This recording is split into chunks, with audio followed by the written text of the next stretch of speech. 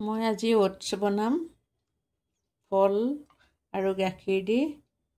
এফালে লৈছোঁ এই আপেল এক বাটি কাটি লৈছোঁ, এইফালে 4-5টামান খেজুৰ লৈছোঁ আৰু এয়া কেইটামান খিচমিচ আৰু এগিলাচ গাখীৰ।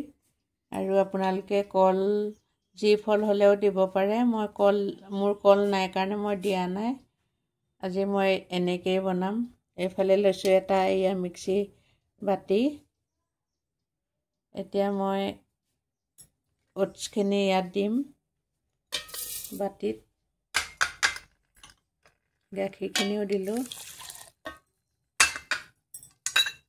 এইফালে দিছোঁ এই আপেলখিনি, এইফালে দিছোঁ এয়া খেজুৰ, এইফালে দিছোঁ এয়া খিচমিচ,